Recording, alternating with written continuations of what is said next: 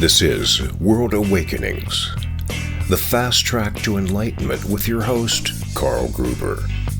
World Awakenings is a podcast dedicated to opening your mind, your heart, and your eyes to the fact that the world's population is now, more than ever, awakening to all things spiritual, metaphysical, and enlightening, and just how they play an all-important role in our daily life.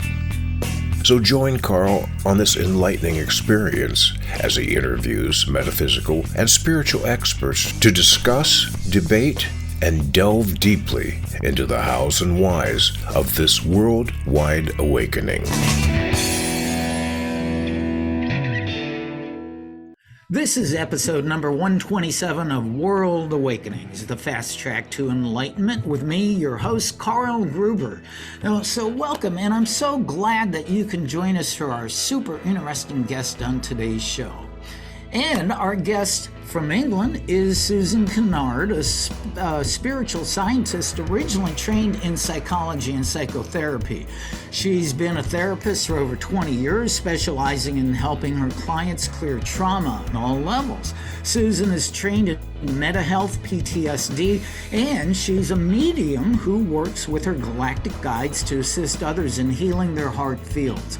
Now, in 2022, she published her first book, Awaken the Light Within Your Heart, A Guide to Self-Healing, and was the winner of the Hay House Writing Contest and is now published on Balboa Press.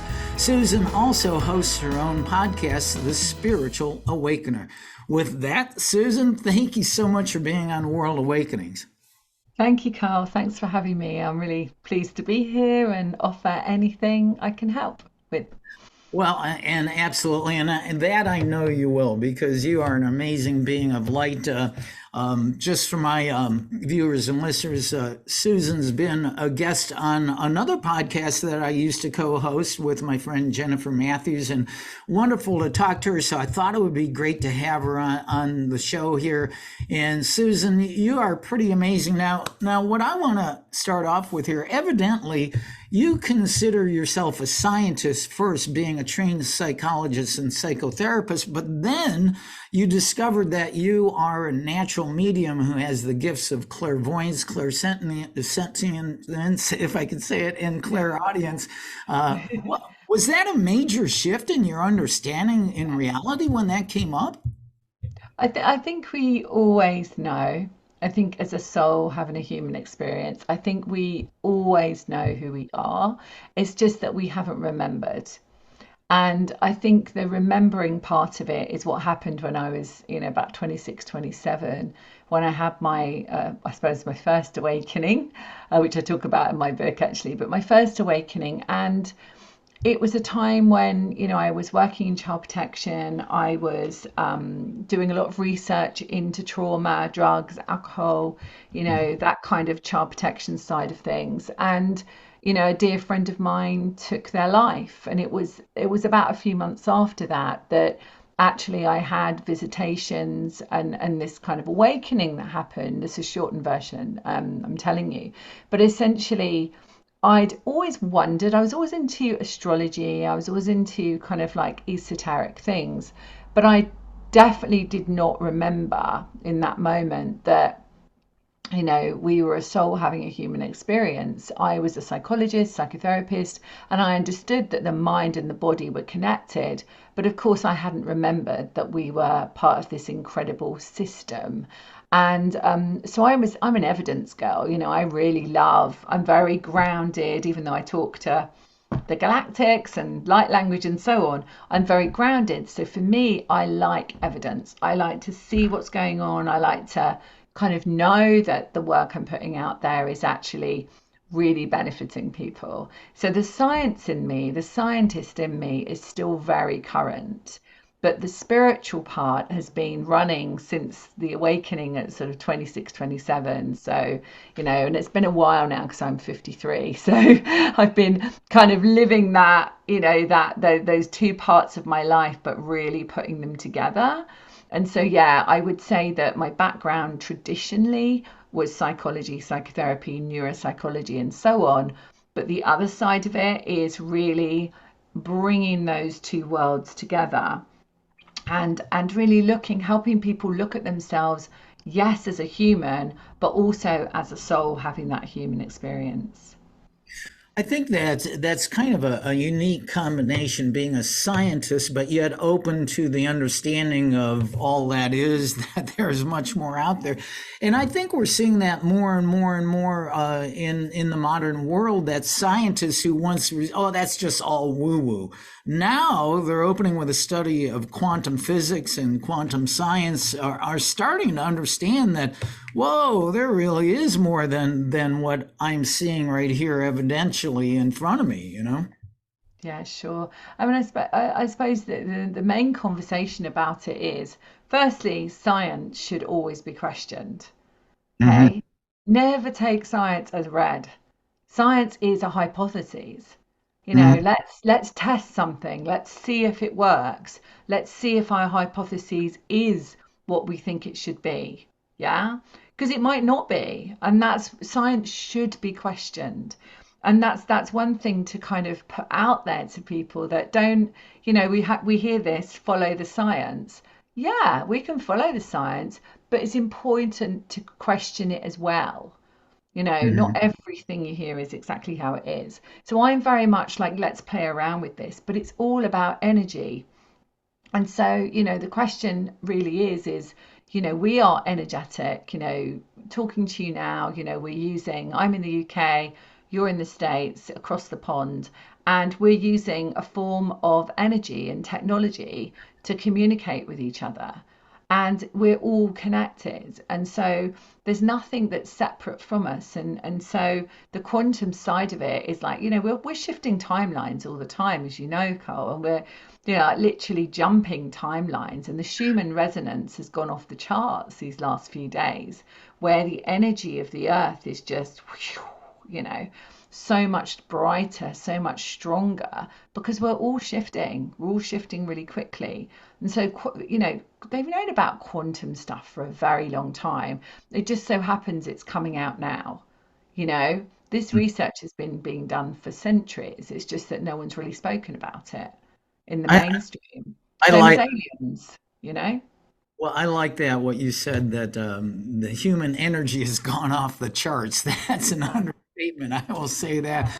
But I would like to discover how did you originally discover your medium? Was that when you had your awakening and when you were 27? And it must have been a Well, I shock to didn't you that happened. know I was a medium then, of course. I just knew that I'd had this experience. But being a questioner, I tried to disprove it. So basically, I went to the College of Psychic Studies. This was several, I mean, we're talking several months later, because it didn't all happen all at once. Mm. And then I went to the College of Psychic Studies after I started doing transcendental meditation, which kind of happened upon me. And I started to open up, and I started to know things, and I started to kind of start to get this sense of who we truly were. And then I wanted to kind of almost disprove it. I Mm. wanted to go somewhere that was reputable, that trained people. And I read and read and read. I mean, the bookshelf that I had when I was in my 20s, late 20s, was just incredible. And it was from You Can Heal Your Life, Louise Hay, to, Life Between Lives, yeah? And this kind of thing. And it just went from every spectrum. So I trained as a medium without knowing I was training as a medium. Yeah. And I went along. Angela was my first teacher, amazing woman. And she said to me, "What can you see?" And I said, "Nothing. Can't see anything." Right. And then she said, "No," she said, just settle into it. What can you see?" And this was my first experience of knowing that actually we are mediums, right? Because I saw this person in front of me. They told me the place they used to live. They described it. They showed me. They told me what they passed with. They told me that the person that was sitting in front of me, they gave me messages for, it was the granddaughter, and they gave me messages for her. And it was like, oh, hang on a minute. How do I know that? And it was like, wow, this person's literally here. And they said, yeah, life goes on. And from that moment on, because I knew nothing about the person sitting in front of me and nothing about this person that was in my clairvoyant vision, I had to accept the fact that there was much more to life than I'd ever realized, and that actually I could see spirit, I could hear, and I had all of these different clairs that I had no idea I had before that. So it just was a long journey, and I didn't want to accept it for a while. I knew that and I knew it. But in those days, I was working in child protection. I was a trauma specialist, Mm. and you just didn't talk about dead people. You didn't talk about the fact, I'm joking with you, of course, I know I'm being funny with you, but essentially, you didn't talk about the fact that you could see dead people, right? You just didn't do that because you were working for local authority, it was a serious job, and you wouldn't speak about it. And it wasn't until, I kind of led this secret life, Carl, where I was working on the platforms as a medium, as a platform medium, giving evidence to audiences and working as a psychologist on a team, and I was leading a team in research for child protection. And it was like the two of them just didn't meet. And yet, what I didn't realize is that I was constantly using my intuition. And when my boss would give me a case, he'd hand me a file, and I'd know before I even opened the file what this was about. And sometimes it would come out. Sometimes I'll go, oh, that's okay, I'll take that baby case. And he's like, how do you know it's a baby case? And I went, oh, I can just see it on the front. And he's like, and he, no one, everyone sort of questioned how I knew, but I started to know these things. And eventually it started to come out that, oh, Susan, yeah, ask her. She'll know what's going on with that family. She'll know what's going on with that. And that's how it happened. And then I started to come out of the closet, you Mm. know. But you didn't talk about it at the start. So this is like it was a long journey. It was several years in before I actually spoke about it. Well, and of course, I think the natural question for this is and you probably get asked this a lot. How did your family accept your new coming out of the closet that you're a medium and et cetera? It's interesting. It's interesting. I mean, when I think about it now, um, I was always different. Mhm. So I always wanted to travel the world, which I did, and I still continue to. I always wanted to do degree, I wanted to go to university. No one in our family did that. No one traveled. No one stepped out of the village. Mhm. It was very much a small town mentality. But I knew that the world was a big place. And I obviously understood that there was so much more for me. So to answer the question is that for all they knew, I was actually, a psychologist Mm. working in child protection. I didn't talk too much about, giving evidence of survival. I didn't really talk about that. Didn't really come up in conversation. The time that it was interesting was I was on a TV. I've been interviewed a fair bit on TV, but I had this show that I was on, and it was breakfast TV, and it was Lorraine Kelly that's here in the UK, and I was taken up to the studio. It was all cool, really fun stuff, and it went out on national breakfast TV, Ooh. and there I was being interviewed as something psychic. I can't remember what it was now, but anyway, a psychic psychologist or something, Mhm. and everyone was watching it, and so everyone was saying to me, I saw you on breakfast TV talking about da, da, da, and I was like, yeah, well, I've been doing that a fair while. So that's when it kind of started to come out, and the family started to see that, I was who I was. And then they all started to say, you need to get a proper job, you know? So when I stopped working in child protection, it was like, well, you need to go and get a proper job. Uh-huh. And Uh-huh. they don't say that anymore, of course. But it was not seen in a way that it was a profession or something that you could even, have as your job, Yeah. actually channel. It was never seen that way. And I think a lot of people are going through that now.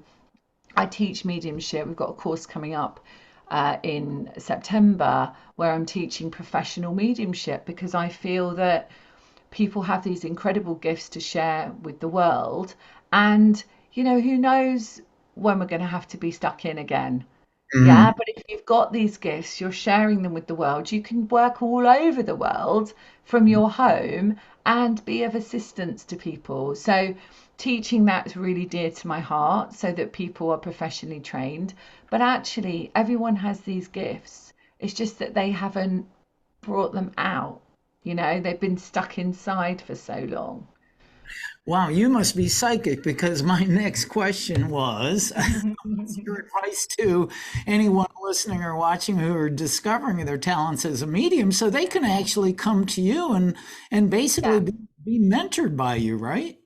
I'm running a 9-week program, which is obviously live with me, but it's also recorded. So if you can't make it, you get the recordings with a private session with me, right from the point of enhancing your gifts, learning how to create a sacred space, and then me teaching how to access the evidence to deliver a really sacred message, but also to learn how to work with your guides so that you get that information. Because I learned from the best, I was really, really lucky. And so when I teach the best bits of what I learned, over the years, and putting it all together. And you get time with me on your own, but you also get time in a very small group. We're sort of half full at the moment, so I only take 15 people. So if anyone is interested, then they can just go to my website and book in. But yeah, absolutely. I mean, if anyone is interested in being a professionally paid medium, that would be the course to do, definitely. Wow, that's beautiful that you're doing that, encouraging so many people to develop their natural gifts. And oh, wow, Mm. I love that. Well, of course, the mediumship part, but what about, we haven't really touched on this, that you are a channel for ascended masters, galactic beings, angels, and more. How did you discover that you could do that too? How'd that come about? So what happens is as you are raising your frequency, and so in the sense of you are working on yourself, clearing those parts of you, those childhood parts of you, those belief systems, past lives, epigenetics, ancestral. As you do that, as you step through your life, then your guides change. Okay. And Mhm. it's not in a hierarchy or an ego way, but as your frequency shifts and you align more and more to the mission of why you're here, your guides change because they're matching the vibrational match, like you talk about law of attraction, right? So you have to be that vibrational match to your guides as well as a vibrational match to your life. So your guides shift and change depending on where you are on your mission, what you need to bring to the collective, but also where you are in the sense of your personal journey. So, I mean, I have, Ashtar comes in from Ashtar Command. Melchizedek works with me, Mother Mary, Jeshua, a lot of the galactics, so the Palladians work, Acturians, the Syrian High Council stepped in probably about 6, 8 months ago, and they offer soul transmissions, which is really amazing. But essentially, they're taking people to the next level of their ascension. So I'm all about mission. So I think why I'm here is to help people align to why they're here. And the way that's done is in many different ways, working with me or in my membership, because it is about aligning to your truth of why you're here. So the Ascended Masters are here really supporting us right now and, activating, clearing, aligning to what our true gift is. Well, this is not new to my viewers and listeners because I've had Ashtar, the commander, on here coming through Julie Smith. Uh, Amazing.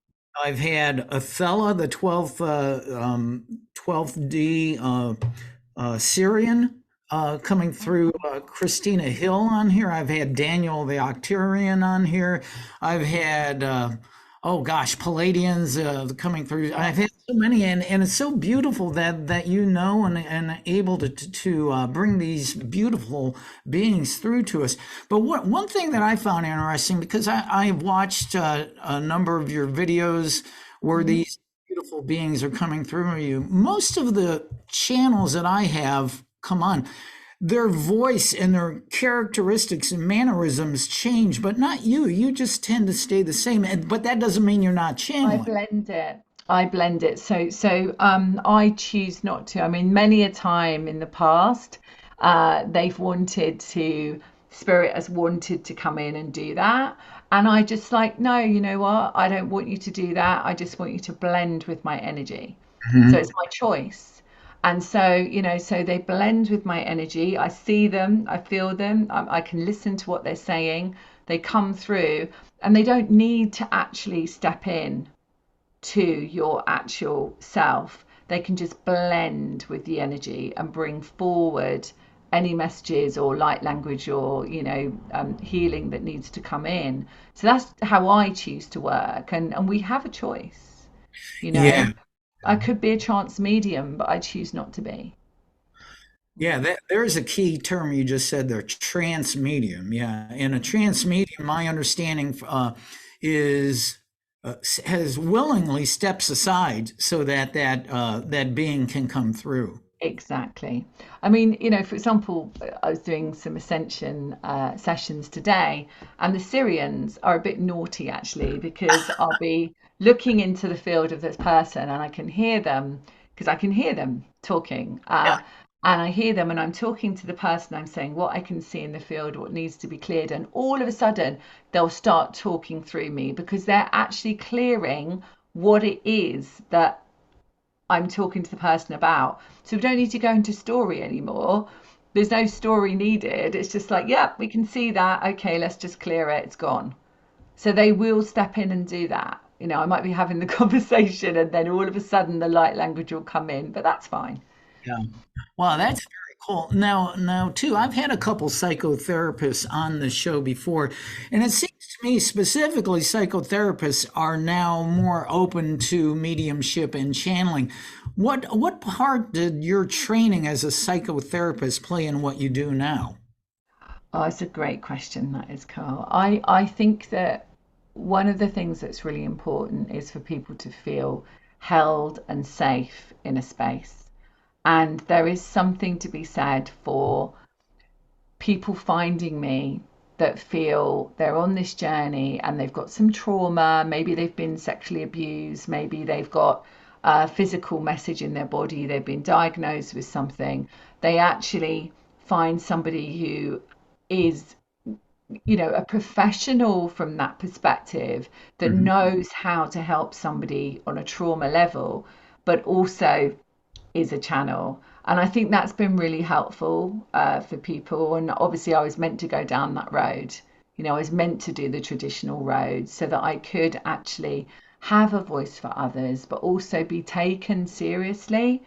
And I Mhm. think that has allowed me to have a voice out in the world much more than if I'd have come from a different background. That's just my journey.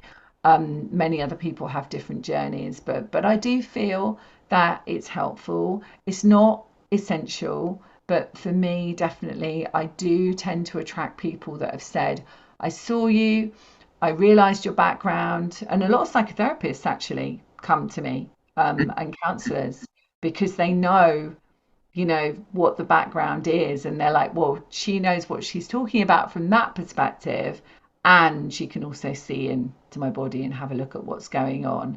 So I think it's helpful. I think it's helpful to have that background. And also, I've done a huge amount of work on myself and I continue to do it. So it's not something that you ever get done. And it's about taking that responsibility, for your own journey and expanding your own field and your own consciousness by healing everything that comes up. And I think definitely the traditional training helps with that. Mm. Wow, that's a beautiful explanation too, and thank you for that. And And also, you've worked with people with trauma, and I just have a comment on that from my own perspective. My brother and I grew up, post World War II in a family where we never went to church or anything like that, a religion, nothing like that. God was never brought up, and I realized later on that it allowed me to have a blank slate and to absorb what I have rather than having religious dogma pushed down my throat. But one thing that my brother and I look back and realized that we were never abused. We had no type of trauma that we can ever, sexually, physically, emotionally. Of course, any teenager claim I've been emotionally abused, but as we've grown older, we look back and then what I didn't realize until now that I'm a couple years over 21 years old now, I didn't realize so many people have forms of trauma in their life from childhood, and it's just amazing to me that thank God there's people like you here to help them. Yeah, and I think that, the old days of trawling through, talking about things till the cows come home, I think those days are kind of gone now. I think that's why there's so many psychotherapists coming in and saying, hey, I know that I have this, but I actually really want to, bring my gifts forward so that I can really support people in a different way, because actually the talking's not cutting it anymore. It used to cut it, but we're actually now going into, the true cellular frequency. So if I think of it as well, obviously frequency and vibration, but what's held within the cells is that blueprint. And we're going back to our actual blueprint of what we came in with, which is this divinity that we are.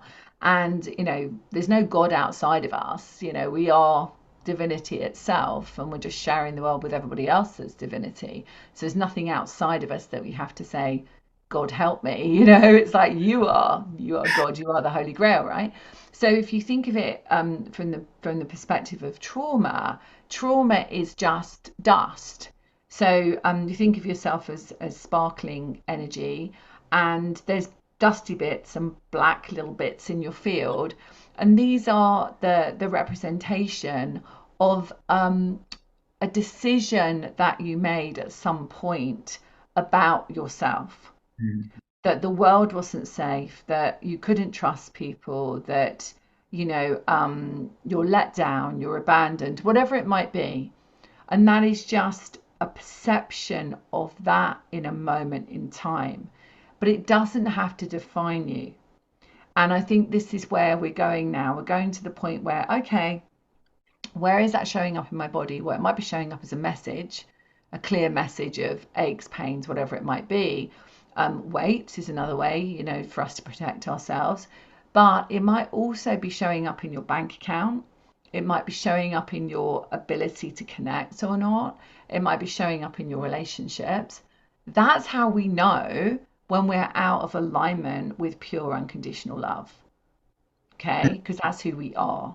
So when we're out of alignment with that, it can be a trauma that happened when you were 4 years old. It could be in the womb. A lot of people bring these in with them epigenetically, but essentially it's there for a reason so that you can remember who you are. And so when I work with people, I'm not going into a story. I'm going into, right, okay, that makes sense. All right, yep, I can see that. I can see you were 5 years old. The perception that you had then was this. So that's what we clear. Yeah. And we bring, we do bring the child into the heart, etc. There's lots of ways of doing it. But essentially, when we do that, we're not looking at what actually happened. We're not going into the story of that happened when you're at school, the teacher said this to you, whatever. It doesn't matter. It's just a frequency. So it's just an acknowledgement that happens. And the processes actually in my book, but also that I work with, were born from working with veterans with PTSD all those years ago. And of course, they've evolved now, they're fifth dimensional processes, but they were fed up with telling their story. And so the guides gave me then these amazing processes where I literally didn't need to know anything about them. Mm. So we didn't have those conversations. Of course, they did give me the conversations later on of what happened on the battlefield, etc. But actually, it wasn't really about that. It was much earlier always, and it didn't matter where it came from. It just allowed them to release that cellular frequency of trauma that was going out into the world saying, this is who I am, this is who I am, this is who I am, which is not who you are. I'm Yeah. so glad that a little while ago you stated that God is not outside of you. Divinity is not. It's Yeah. actually within us, and I think that is one of, as a spiritual seeker and a student, I've learned that we are not separate from Source, but we forgot. We have forgotten our true self, connected to Source, and all that is, and that's kind of the point of this whole journey, is to wake up back to that understanding. And that's the trauma point. What I found is that when there is a feeling in a moment that we feel separated from Source, that's when the perception is trauma. I'm on my own. I'm doing it on my own. Then it goes, the heart walls come in, and it's like, well, nothing can get in. And so then the universe will show you the mirror of that in your experience. And the mirror may be lack, it may be relationships, it may be where you live, it could be in your health, whatever it is. But that mirror is there for a reason. And the guys told me a long time ago that our body is the barometer for our soul. So the soul is constantly talking to us via our vehicle, which is the barometer, which I think is just so beautiful. And it was so that we remembered, because how else would we remember if we didn't get that sign, that signal? Oh, I need to listen to my body. Oh, I need to listen to why I'm attracting that. Not you did that to me, but oh, what part of me attracted that experience? Yeah, that's Mhm. the journey of trauma, because it's like, well, that moment of feeling disconnected, that's your secret, that's your holy grail. Mhm. When you heal that, there's nothing to be afraid of. There's nothing to be afraid of. What is there to be afraid of? Everything is within you. You have all your answers. Yeah, and Yeah. we're trained from childhood to look outside of ourselves for the answer. Mhm. And that's disempowering, because if we're always looking, it doesn't mean we have facilitators, right? And facilitators are amazing because they hold the space and get information or whatever to help you, and you find the right people in the right times in the right Mhm. moments. But essentially you are the holy grail, and you are the healer within, and no one's a healer for anyone. This word is bandied around a lot, the healer, but actually no one's a healer for anyone else. They are just the channel, the conduit, the person that is holding the space, because that person's ready. Mhm. Yeah. I think I'm going to get a T-shirt that says "I'm the Holy Grail." I like that. That's It is great. good. Well, Yeah. you mentioned this a little bit earlier, that as a channel, communicating with the galactics, you speak light language, and you also sing some healing tones. I heard you do that on one of your videos. What exactly is light language, and what do these tones do to the listener? So once again, we're frequency. And so when we're healing something, we're matching the frequency of what we need to heal. So if you imagine, let's try and explain it. So imagine the speed of light or the frequency of light. What goes with light is love. So as we're bringing this frequency of light in through sound, in this case, okay, through sound or through language, we're actually releasing that into the whole physical field, into the crystalline light field, we call it. And anything that is not of that frequency of light cannot live there. So say, for example, so the Palladians with me specifically will work with resentment. So they balance the love vibration, but they come in, they were the first galactics to work with me actually. And they come in and they release resentment. And one of the key things about resentment is if we have resentment of mother, for example, then we actually have resentment of being human and being supported by Mother Earth. That Mm. is fascinating. So when they come in and they heal the resentment that might be held in the heart field, it doesn't mean you're a resentful person. It doesn't mean you're horrible or anything. It just means that there's a frequency of resentment that could have been held there from time before time or this lifetime, whatever it might be. The Palladians don't care. They just come in and they release it. So the tone comes in, I get given the tone, and the tone comes in, and that holds a frequency of light. Mm. Okay. And that frequency goes in, as I've said, and it essentially blasts out, let's call it that, blasts out anything, dust, that is not of that frequency. Yeah. Mm.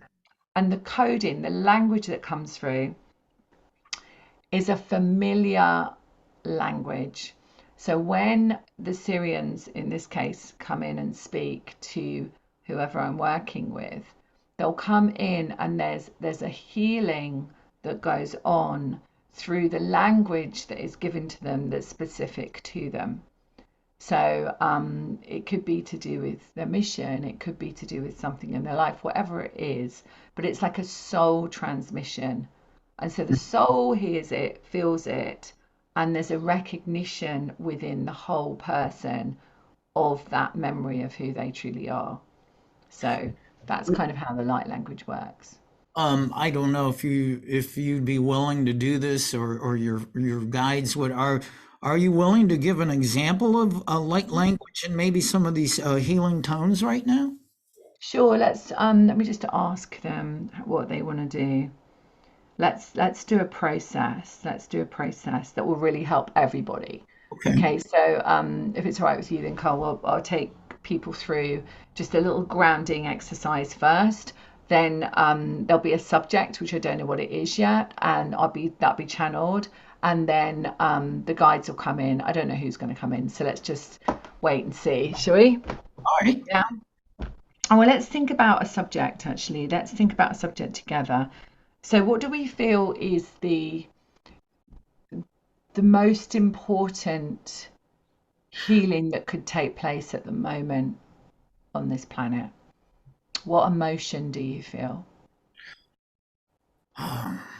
Well, obviously, there's quite a bit of the emotion of, I don't know if you would call this emotion.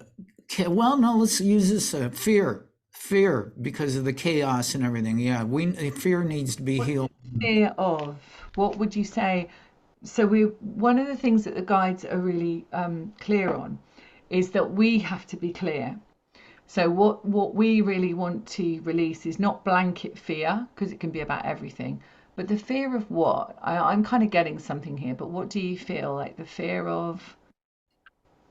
Well, obviously, I believe that the fear that Mother Earth is getting back at us because we've treated her so badly, and the fires and the huge storms in Europe and all around the world, the heat. So there's a real fear about the climate change and how Mother Fear of Earth the unknown. So pretty is much. it the fear of the unknown? So feeling like we don't know what's going to happen next. Mhm. Are we going to survive it? Are we, perhaps it's the fear of the unknown. Because I know that, in people's lives, if you feel the fear of the unknown, perhaps you don't step into what you're truly here for because you're like, well, I shouldn't do that just in case. Yeah. So maybe does that feel resonance for you, the fear of the unknown? Absolutely. Okay. All right. Excellent. All right. So let's just bring everyone in. So Melchizedek is here already. Okay, so let's come into our heart space. And we're just all going to breathe. We're going to breathe in through our nose and out through our mouth. And as we do that, we drop from our mind into our heart mind, and we start to see a beautiful golden sparkling light in our heart. And as we breathe in through our nose and out through our mouth, we start to really connect with our breath and the light that is within our heart. And each breath now, as we normalize our breathing, expands that light through every cell of your body. And draw your attention down to your feet.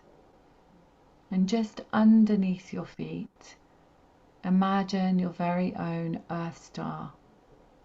And this Earth Star connects you to Mother Earth, to Gaia, and connects you to the part of you that is supported with being human on this earth plane at this time. Good. And then draw your attention up to your heart through breath and up to the crown of your head. And just imagine the crown of your head expanding, bright, sparkling light. You may feel a tingle as you do this. And then above your head, just above your head, you'll find a beautiful star called your soul star. Imagine this soul star expanding out through the universe, the multiverse, and connecting you to all that is, to the true divinity that you are, your inner sight, your inner guidance, your inner knowing. And just bring that light right the way through as a channel through your body. Beautiful light. And see that stardust throughout you and around you like a bubble of protection. And as we do this, we call in our guides. So we call in our guides and angels, and if you don't know who they are, don't worry. Just know that they're always here to support you. And then just feel into your heart, into your body. Where do you feel the feeling of the fear of the unknown? Where it might be is possibly in your heart or your solar plexus. It could be anywhere. And just give it a colour. And if you can't see, don't worry. Just imagine that colour. Just hold that in your mind. Fantastic. Okay, so Melchizedek steps in here, and he always is here for mission, so this is obviously very important. He holds out his book of codes, and he's not ready to do it yet, but I can see the codes there waiting. Symbols of silver codes that he has in his book. And I'm just asking who are the beings that wish to come in with the healing sounds and the codes. So Mother Mary steps in here. She steps in and she wishes to help us heal on the first layer, which is healing the suffering child. So she comes in with a tone and she calls it her song. So just receive this as the first layer of healing the suffering part of you, the suffering child that may have had a perception for whatever reason that there is a fear of the unknown. Perhaps it was coming into this world, perhaps it was as a little baby, perhaps it was as a small child, whatever it was. We don't need to go into story. We're just going to invite her to come and heal this for us.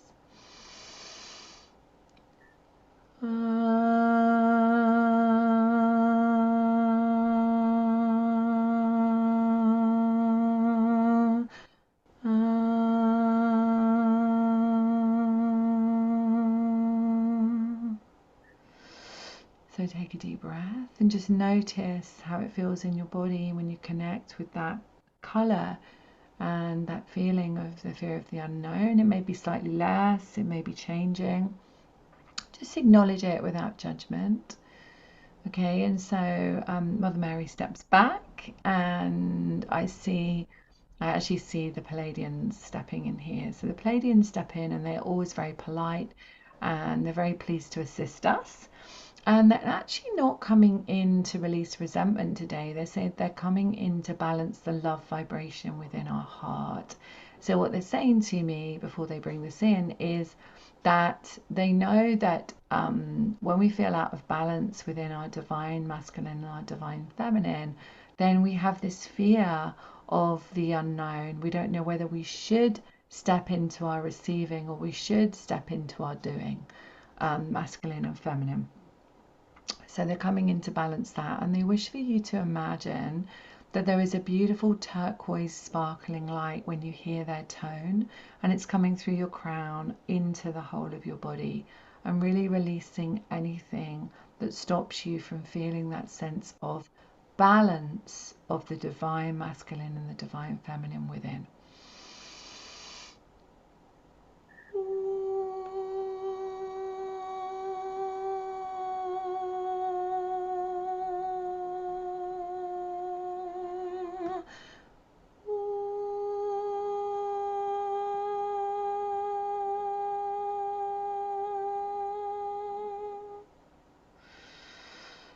Okay, take another deep breath.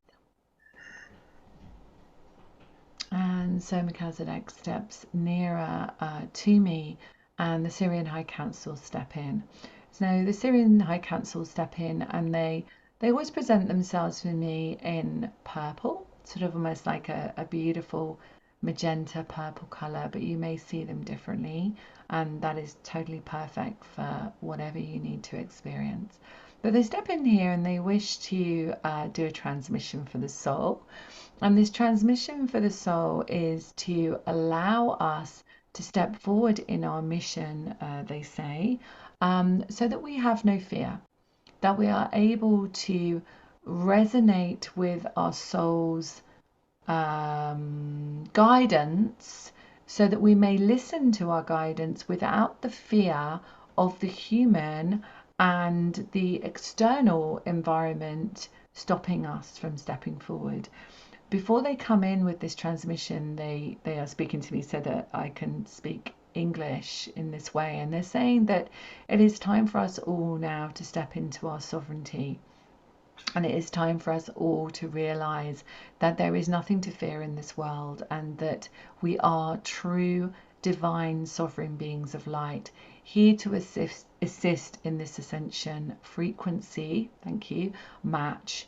And so what that means is for us to step fully into our highest timeline of our sovereignty. Okay, so here they come. So just receive this, close your eyes, feel into the energy of it when they come through.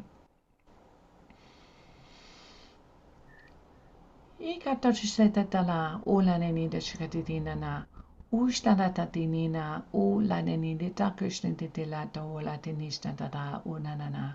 Ilana tushliditida no tatadishnididutulangina dawile dotishnina dada ulenditishikatida dorushiditangina ula dotishnina. Ushnilitida unanaditila unanida shtita lolunane. Atushliditida nano utitishta ulananalidida ulodishnidida. Take a deep breath, just stay in the presence of that energy as it assimilates. And Melchizedek's Book of Codes is, I'm watching the codes of light coming in to the higher heart, transmitting more of our ignition, he's saying, of our encoding within our higher heart, within our sacred heart, so that we may speak our truth out into the world without any restriction and fear. And it's still happening, so we just allow that to assimilate. He shuts his book now. Thank you, thank you, thank you. And now just check in with that initial energy of the fear of moving forward, the fear of the unknown, and just feel into it. It may not be there anymore. It may feel lighter. You may feel a different sense of energy in you, and know that you have received healing and activation through the beautiful galactic beings and the ascended masters. And so it is.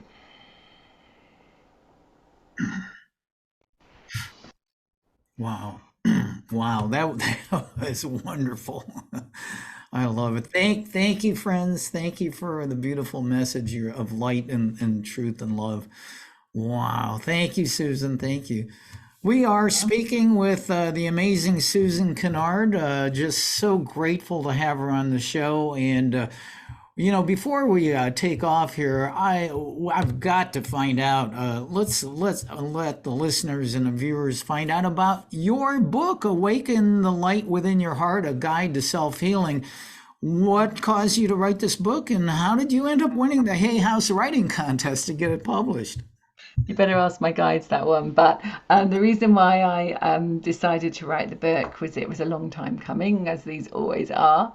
It's based on channeling from the guides. So there's a huge amount of healing that is written within the book. So when you read it, you feel the energy of healing from the guides. It's in 3 parts. So the second part is the healing from the guides. The third part is my toolbox. So all my processes, so you can heal yourself, you can work with your inner child. There's many processes in there for you to work with. And it was born from a course that I used to run, which was called Sparkle to Success. And so Awaken the Light Within was born. The first part of the book is really about the story about my awakening, who I am, and why I do the work I do. That's the first part. Second part, the healing, and the third part, all of the processes that you can self-heal with, which I'm really excited about. So I just decided, I knew about the Hay House Writers Competition. I just decided that I would enter the writers' competition. I had to write a 12,000 word proposal, which I channeled, and I happened to win one of the contracts, which was amazing. And my book's been out since last October the 11th, which happened to be my birthday. Would you believe it came out on my birthday? So a nice solar return there that happened on the actual date. And it's really helped a lot of people. There is a course coming with the book, so I am going to be actually helping people to use these processes for themselves, and also to train people to help others. So that's 100% in the offing. It's coming. So that's my book. Wow, that is so cool. I've only had a chance to read some of the beginning. Susan's book is available on Amazon as an ebook, a paperback, and an audiobook, which is And very hardback, and Kindle, and an Audible. So I recorded, as we said, pre-show, I actually recorded my book with my voice speaking through, so I can take you through all the processes. yeah. My voice. So. All right. Well, Susan, thank you. Thank you, Susan Kennard. It has been beautiful. Thank you to your friends for coming on board here and being with us and sharing their love and their light. Thank you, Susan, for being on World Awakenings. Thank you so much for having me, Carl. And lots of love to everyone listening. This has been another episode of World Awakenings, the fast track to enlightenment with host Carl Gruber, a certified law of attraction life coach.